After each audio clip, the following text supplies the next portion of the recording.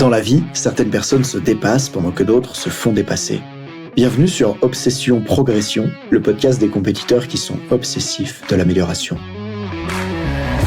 Je m'appelle Nathan Delacoste, je suis préparateur mental spécialisé dans les sports extrêmes. J'accompagne surtout des athlètes internationaux comme les skieurs et snowboarders en équipe de France. Dans ce podcast, je partage les coulisses des séances et des prises de conscience avec l'intention d'emmener votre mental au plus haut niveau en entraînant l'humain derrière la machine. Pour cette quête de performance, je vous parle à la fois mindset, cohésion de groupe, discours d'avant-match, résilience et gestion des émotions. Prenez une bonne dose d'inspiration à chaque épisode, ils sont rendus possibles par Ready to Rock.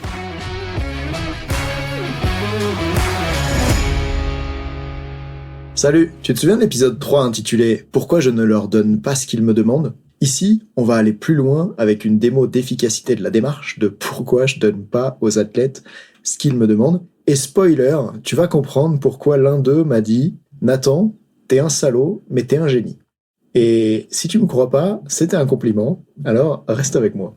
Tu sais, il y a quelques semaines, dans l'épisode 3, je te parlais d'un skieur en équipe de France qui me disait « Nathan, voilà, en fin de séance, j'ai peur et je voudrais qu'on bosse ensemble pour que tu m'enlèves cette peur. » Et que je t'expliquais qu'en fait, cette peur, probablement, il en avait besoin en fin de séance, et du coup, j'ai décidé de pas l'aider de la façon dont il voulait. Et aujourd'hui, je te présente Théo Poudret. Théo Poudret, c'est un compétiteur de niveau international en VTT trial qui m'a autorisé à révéler son nom parce que dans quelques instants, tu vas entendre un message vocal de lui avec sa vraie voix, avec ses vrais mots. Et Théo, ce qui est intéressant, en plus de l'entraîner pour ses compétitions internationales en VTT trial, c'est que c'est un entraîneur de VTT qui est situé vers Grenoble. Et moi, j'aime bosser avec ce profil-là parce que comme il est coach de VTT aussi, il est intéressé par l'aspect mental, par comment les choses fonctionnent. Et c'est vraiment super d'avoir un mec comme ça à accompagner. Je pense que quand on est coach mental, on a envie de bosser avec des personnes qui nous font rêver. Moi, j'adore le sport extrême et d'avoir l'opportunité de bosser avec Théo. C'est vraiment un super beau projet. Du coup, je suis ravi qu'aujourd'hui, il veuille bien partager. Tu vas l'entendre tout à l'heure. Qu'est-ce qu'il a vécu? Donc, il y a quelques temps, Théo, il me dit « Nathan, j'ai peur, je veux enlever ça. » En fait, il m'explique qu'il y a des passages difficiles à faire en VTT trial. Ça, j'aurais pu deviner en regardant les vidéos. Et que, il y a des fois où il ose pas se lancer, il ose pas faire un franchissement. Tu sais, souvent, il est en appui sur cette roue arrière et il doit sauter pour atterrir sur un autre module un peu plus loin. Un module, évidemment, qui peut te blesser, tu vois, un gros rocher, une belle bûche, bref, si tu tombes, ça fait des dégâts. Et il me dit, j'ai peur, je veux enlever ça. Et finalement, tu commences à me voir venir, toi qui écoutes souvent ce podcast, tu sais que, finalement, ça s'est pas passé comme il voulait, puisque on a creusé son état d'esprit, et j'ai remarqué deux limites. Théo, il pensait que c'était un problème d'avoir peur. Il voulait pas, ça c'est le premier problème, il pensait que c'était un problème d'avoir peur, et il me demandait d'enlever cette peur. Et la deuxième limite qu'il y avait, c'est que il voulait pas faire des choses trop inconfortables. Pour lui, en fait, être performant, c'était agrandir sa zone de confort. Pour lui, être bon en VTT trial, c'est juste avoir plus de zones de confort, c'est juste faire des passages avec lesquels il se sent confortable. Et moi, la question que j'ai à poser par rapport à ça, c'est est-ce que ça serait pas plutôt d'augmenter sa capacité à tolérer l'inconfort? Je te laisse écouter son vocal et on en reparle juste après. Écoute, ça se passe bien dans le sens où j'ai recommencé l'entraînement le 2 et puis j'étais un peu en galère. Enfin, j'ai repris le samedi après ma coupure, quoi. Et j'étais quand même pas ouf sur le vélo et il m'a fallu un peu de temps, mentalement c'était dur. Mais par contre, j'ai quand même vraiment pris cette habitude de réfléchir en mode c'est dur, mais j'y vais quand même. Je me force. J'ai un mental plus positif. Et du coup, je me suis confronté à des choses que j'avais pas envie de faire. Je me suis vu des fois aller faire des choses que j'avais pas envie de faire, mais je me suis dit si, il faut les s'y confronter et il y en a besoin. C'est pas toujours passé, mais au moins je m'y suis confronté et je l'ai envoyé, même si je l'ai pas sorti. Donc tu vois, je suis plutôt satisfait de ça. Je vois des choses qui se débloquent au fur et à mesure. Et puis hier, par exemple, j'avais un entraînement avec plusieurs autres bons pilotes élites et la veille, j'étais un peu anxieux à l'idée de cet entraînement parce que je sais que ça me met un peu en compète face aux autres. Et je me suis dit, mais c'est l'occasion en fait. J'ai besoin de ce genre d'entraînement pour me mettre en condition de stress. Et me dire que ce stress-là, si je le prends bien, il va me pousser et ça va me pousser à être encore plus en forme que d'habitude. Et écoute, c'est exactement ce qui s'est passé. J'ai fait mon meilleur entraînement de tous les entraînements que j'ai fait depuis que je suis rentré de vacances. J'étais ultra en forme et j'ai pu me rendre compte des défauts qui avaient besoin de travailler techniquement. Mais je me suis rendu compte que j'étais pas du tout largué alors que j'avais l'impression d'être un peu largué par rapport aux autres. Voilà, je me suis rendu compte de certains points techniques que je peux améliorer pour être meilleur, parce que mon physique me permet d'aller loin et techniquement ça me permettrait d'être plus à l'aise. Donc des points techniques à bosser, mais du coup, pas du tout largué, au contraire bien dans le truc et bien conscient de ce que j'ai à bosser sur le vélo. Donc plutôt cool, et il faut que je continue d'aller me confronter à des obstacles. Je m'étais bloqué sur une poutre qui me faisait peur. J'ai mis 3-4 essais la dernière fois à l'envoyer. Finalement, je m'y suis confronté, j'y suis allé quand même, je l'ai passé, en tout cas, je l'ai envoyé. J'ai jamais sorti encore propre, mais je suis arrivé roi arrière en haut et je suis retombé. Donc déjà, c'était une petite victoire, et hier, je me suis confronté à y retourner. Et il y a eu des essais encore mieux que les derniers, et dès le premier essai, je l'avais envoyé. Donc je sentais que mentalement, j'arrivais à me forcer beaucoup plus. Il y a un moment où il y a eu un gros déblocage, j'étais vraiment proche de l'avoir, du coup, j'étais vraiment content. Donc voilà, pour dire que effectivement, je vois sur le vélo des améliorations, et ça me donne envie de poursuivre les efforts, et je me dis que qu'en y croyant, en faisant confiance au process et en continuant de travailler sur les choses que tu m'as proposé de faire, etc., sur toutes ces phrases qui font un peu mon changement d'état d'esprit, je pense qu'il y a moyen de bien avancer. Donc j'espère que ça va être une très bonne année pour ça. Mesdames et messieurs, c'était Théo Poudret. Juste avant de te laisser entendre ça, ce que je disais, c'est que il voulait pas faire des choses trop inconfortables. Pour lui, être performant, c'était agrandir sa zone de confort. Et moi, je demandais, est-ce que ce serait pas plutôt d'augmenter sa capacité à tolérer l'inconfort? Et par rapport à ça, il y a plusieurs exemples que j'aimerais te donner pour que comme tu chopes un changement de perspective qui peut t'aider. Dans les sports d'endurance, est-ce que ceux qui courent le plus vite, c'est ceux qui, réponse A, on va faire un qui veut gagner des millions.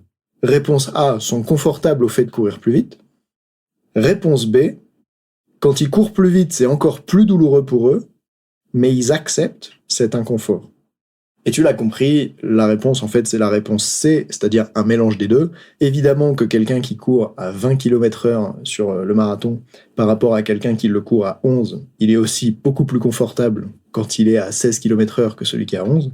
Mais pour atteindre de telles vitesses, il y a aussi une dimension chez lui où il est capable de supporter cet inconfort. C'est en natation, être capable, quand tu es dans la piscine en train de nager, de supporter, d'avoir cette impression de manquer d'air, de supporter les bras qui brûlent. Et j'ai vécu un exemple de ça qui a vraiment été comme un changement de perspective pour moi. À l'époque où j'étudiais en STAPS, pour rappel, j'ai fait une licence en entraînement sportif et un master pour devenir préparateur physique en STAPS. Et quand il y avait cette séance où on a mesuré la lactatémie et la VO2 max en vélo. Et donc il y avait cette séance de vélo où on pédalait, c'était des séances d'intervalle training, donc je sais plus exactement c'était quoi les durées, mais il y avait un temps de travail intense et un temps de récup. Et puis il fallait prendre une lactatémie. On se faisait piquer le bout du doigt avec une goutte de sang pour ceux qui connaissent, et après on mesurait la lactatémie sanguine. Et en fait, ce qui était super intéressant, c'était de voir que ceux qui pédalaient avec le plus de watts et qui étaient capables de maintenir ça dans le temps, c'était pas ceux qui avaient le moins de lactate dans le sang. On pourrait croire ça, tu vois, qu'ils ont comme une meilleure capacité à traiter les déchets, blablabla, du coup, ils ont moins de lactate dans le sang. La réalité, c'est que les données scientifiques autour de ça, c'est que plus t'es performant, et plus t'as un niveau de lactatémie élevé dans le sang. Si on prenait la lactatémie, par exemple, d'un compétiteur de haut niveau en 800 mètres par rapport à moi, et ben il a une lactatémie où il passe de, je sais plus c'est quoi les données, si c'était 15 millimoles par litre à 20, enfin je me souviens que c'était un ordre comme ça, alors je sais plus exactement c'est quoi les unités de mesure, parce que maintenant mon métier c'est vraiment la préparation mentale, donc j'ai laissé un peu de côté les chiffres, mais je me souviens des principes, et c'est ce que j'aimerais que tu retiennes. Il y avait ce principe de, les compétiteurs de plus haut niveau sont capables d'avoir des lactatémies plus élevées que les autres. Et un des facteurs intéressants à voir là-dedans, c'est, en fait, est-ce qu'ils seraient pas juste capables de supporter un niveau de douleur plus élevé, de supporter plus d'inconfort? Souviens-toi, quand tu faisais les cours de PS au collège, il y en avait toujours, dès qu'ils avaient couru 100 mètres et qu'ils transpiraient un petit peu et que leur cardio était en train de monter, ils disaient, ah ben là, je suis fatigué, j'arrête là, tu vois. Et t'en as d'autres, à l'inverse, qui sont capables, limite, de se faire vomir à la fin de la course, mais de continuer. Et là, déjà, à ces âges-là, on voyait, dans un truc aussi simple que le PS, des différences dans la capacité à supporter l'inconfort. Alors, si j'en reviens à Théo, il y a cette croyance qu'il voudrait que je démonte d'ailleurs, qui est celle que on n'a pas peur dans les sports extrêmes. Et c'est celle qui reviendrait à dire, celui qui court vite, il a pas mal aux jambes par exemple. C'est parce qu'il a pas mal aux jambes qu'il court vite. Dans les sports extrêmes, celui qui fait des trucs carrément extrêmes, c'est parce qu'il a pas peur. Et heureusement, il y a des sportifs qui sont là et qui expriment l'inverse. Juste avant, je vais te donner l'exemple de Floriane. Floriane, c'est une coach de ski alpin en Savoie, qui est auditrice du podcast d'ailleurs, salut Floriane, et qui me dit, hier, quand je parlais avec elle et qu'on préparait une conférence ensemble, elle me dit, Nathan, j'ai envie que ça change, on dit aux skieurs, j'entends ça dans mon club, qu'il faut qu'ils arrêtent de penser, qu'il faut qu'ils arrêtent de réfléchir, qu'ils arrêtent de se poser des questions, et qu'il faut juste engager. En réalité, ça fait se sentir les jeunes nuls s'ils sont pas capables d'engager. Et je crois que à ces jeunes-là, on leur a menti en fait, on leur a donné la mauvaise perspective sur la performance. Une perspective beaucoup plus aidante, c'est la suivante, c'est de se dire, c'est ok de ressentir ce qu'ils ressentent. Le skill à développer, la compétence à booster, c'est à quel point est-ce qu'ils acceptent la confort. À quel point est-ce que, quand ils ont peur, ils sont capables, malgré cette peur, d'y aller. Parce que franchement, je crois pas qu'il y ait des mecs qui fassent de la descente ou du super G à 130 km/h et qui n'aient pas peur. Certes, il y a, pour ceux qui ont vu le film, par exemple, d'Alex Honnold sur le free solo, celui qui monte El Captain, je sais plus quelle distance ça fait, mais beaucoup trop de centaines de mètres, sans être encordé, etc. On peut voir que chez certains sportifs de haut niveau comme lui, il y a une diminution dans le cerveau au niveau de l'amygdale, de la capacité à ressentir la peur. Genre, on lui montre des images qui sont normalement effrayantes et les zones du cerveau qui sont censées avoir peur, elles s'activent pas ou moins chez un profil comme lui. Bon, déjà, à voir à quel point est-ce que son profil est normal d'un point de vue psychologique. Mais ce que je veux dire, c'est que, comme tout à l'heure, évidemment, un coureur qui court à 20 km/h au lieu de 11 sur le marathon, c'est évidemment quelqu'un qui est plus à l'aise à courir à cette vitesse-là, mais c'est aussi sûrement quelqu'un qui est capable d'accepter la douleur que ça représente. Alors, avec Théo Poudret, en fait, c'est ce qu'on a fait. Je l'ai emmené, tiens-toi bien, et il l'évoque pas trop dans le message vocal, je l'ai emmené marcher 45 minutes en short à Grenoble, un jour où il faisait 8 degrés, là-bas vers les cuves de Sassenage. On a marché en short, presque tout nu, quoi. On avait les chaussures, un bonnet, des gants, en short pendant 45 minutes avec 8 degrés, je te laisse imaginer, il y avait un peu de la neige au loin autour de nous. Et puis après, je l'ai fait se baigner dans les cuves de Sassenage. Donc là, il y a une rivière qui s'appelle les Gorges du Furon, si je me trompe pas, qui coule en fait, et je l'ai fait se baigner là-dedans pendant 4 minutes. Évidemment, j'étais avec lui, hein. Je suis pas en mode vas-y, je fais le boss, mets-toi dans l'eau puis je te regarde. On a fait ça ensemble. Certains reconnaîtront la méthode Wim Hof. Moi, j'ai été formé en fait par Frédéric Chevalier, un coach de mon équipe qui est situé vers Aix-les-Bains, qui a développé la méthode Givré. Oui, j'ai été formé par un coach de mon équipe parce que ton but en tant qu'entrepreneur, c'est de recruter des gens qui sont meilleurs que toi pour aider à développer toi qui tu es et ce que tu fais pour tes clients. Donc j'ai été formé par Fred Chevalier et ça m'a permis comme ça d'accompagner Théo. Et j'avais gardé la surprise pour lui. Jusqu'au dernier moment, il s'en souvient bien, le dimanche matin, je l'emmène, hop, on arrive là-bas, rendez-vous à 10h. On arrive à 10h15 au cul de Sassenage. Il savait pas du tout ce qu'il allait se passer. Là, je lui demande de se mettre à poil, enfin à poil, t'as compris. Et il commence à comprendre qu'il va avoir froid. Et là, il y a toutes les pensées qui viennent, etc. Et il a vécu cette expérience et il en parle dans le message vocal juste avant où il dit en fait c'est devenu comme ok pour moi d'être inconfortable et grâce à ça il a pu tenter de nouvelles choses qui avant étaient inconfortables pour lui et qui faisaient qu'il n'y allait pas. Alors si toi tu veux qu'on organise ça pour toi, tu peux envoyer un email à immersion@readytorock.fr pour qu'on voit comment on peut t'aider à aller dans l'inconfort. Je demanderai à Fred Chevalier de te concocter un super programme. Ou alors on le fera ensemble. Comme Théo, tu pourras comme ça en finir avec le besoin de confort. Si on continue à parler de ce qui s'est passé avec Théo, il s'est passé ce truc génial dans lequel, quand ton mindset change, ton quotidien, en fait, il change. Tu prends des décisions que tu prenais pas avant. C'est-à-dire qu'avant, il était là sur son vélo, et l'état d'esprit qu'il avait, c'est « si je me sens bien, j'y vais. Si je me sens pas bien, j'y vais pas. » Eh bien, grâce à ce changement qu'il a pu vivre d'ailleurs dans un milieu qui a rien à voir avec le vélo, où je l'ai emmené vivre ça dans l'eau froide, d'accepter le froid, la douleur du froid, oui, c'était douloureux, hein, eh bien, ça te permet comme au quotidien après de changer ce regard que tu portes sur l'inconfort et ça lui a permis à lui de faire de nouveaux passages, des passages qu'il faisait pas avant. Et là avec ça, bim, on atteint le résultat qu'il voulait au début, mais sans passer par le chemin par lequel il croyait. En fait lui le résultat qu'il voulait au début, c'était pas enlever sa peur, ça c'est le moyen qu'il voulait. Le résultat qu'il voulait c'était faire des passages plus élites en VTT trial, faire des passages plus difficiles, qui scorent plus de points. Et le moyen qu'il voulait utiliser, c'était d'enlever sa peur. Et moi, le moyen que j'ai utilisé avec lui, c'est le rendre plus confortable avec la présence de cette peur. Tu sais, quand j'étais jeune, je croyais que j'avais besoin d'argent pour arrêter d'être pauvre. J'étais pauvre, j'avais cette peur de manquer d'argent. Et plus tard, j'ai compris que ce dont j'avais vraiment besoin, c'était pas comme d'avoir un stock d'argent, ça serait confortable, c'est d'avoir la compétence de créer de l'argent. C'est-à-dire que si aujourd'hui, par exemple, je suis bon dans mon métier, que les gens aiment ce que je fais et que ça leur apporte vraiment de la valeur, ils vont être prêts à payer pour ça. Et donc, dans ma vie, je sais que j'aurai plus jamais de problème d'argent. Pas parce que j'en ai amassé des millions qui dorment sur un compte, mais parce que si j'en ai besoin, je peux en obtenir en apportant de la valeur aux gens. Et si t'es un compétiteur, le truc pour toi, c'est peut-être au niveau des émotions. Peut-être que t'as pas besoin d'une absence d'émotions négatives.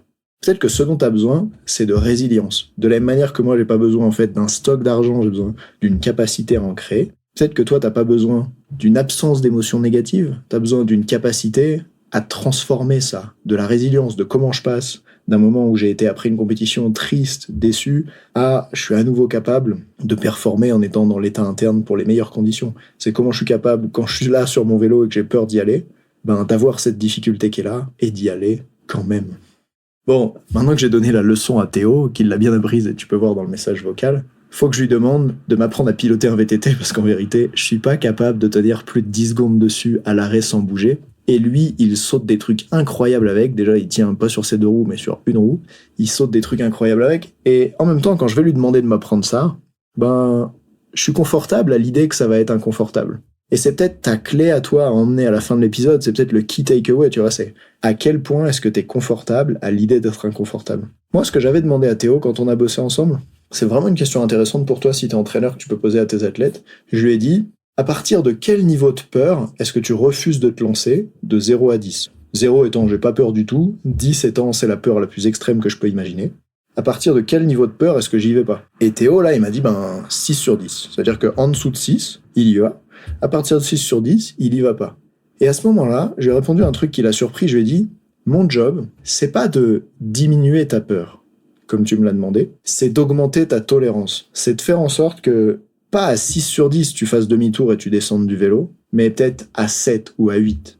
Et qu'à 7, tu puisses encore oser lancer le passage. En fait, je vais pas entraîner ta capacité à ne pas avoir peur, je vais entraîner ta capacité à oser même si tu as peur. Et c'est vraiment un changement incroyable, que tu fasses de la prise de parole en public, que tu fasses du sport extrême, que tu fasses du sport d'endurance. Si tu peux avoir ce changement-là de mindset, crois-moi, ça fait tout bouger. Et c'est à ce moment-là que Théo, il m'a répondu, « Nathan, t'es un salaud mais t'es un génie ».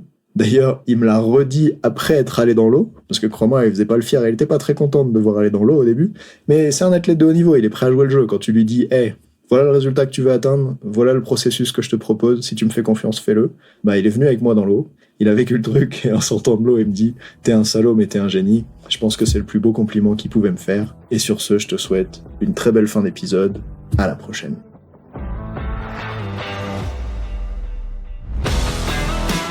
On dit souvent que le mental, c'est 70% de la performance à haut niveau. Pourtant, rares sont ceux qui l'entraînent au moins de 10% du temps. En écoutant jusqu'ici, t'as donné à la dimension mentale un peu plus de la place qu'elle mérite chaque semaine. Bien joué. Ma mission audacieuse, c'est d'aider le monde du sport à se transformer en profondeur, et je veux faire en sorte que plus aucun coach ne passe à côté de la psychologie de ses athlètes. C'est pour accomplir ça que je crée une tonne de vidéos sur YouTube et des épisodes comme celui que tu viens d'écouter. Alors, je vais pas te demander d'inscrire de force tes amis au podcast, et en même temps, si tu peux en parler à quelqu'un qui va l'adorer, quelqu'un à qui ça serait utile, ta recommandation, elle signifie beaucoup pour moi. Si chaque auditeur en parle juste à 2 autres, l'année prochaine, on sera des milliers de fois plus nombreux avec l'obsession progression. Salut!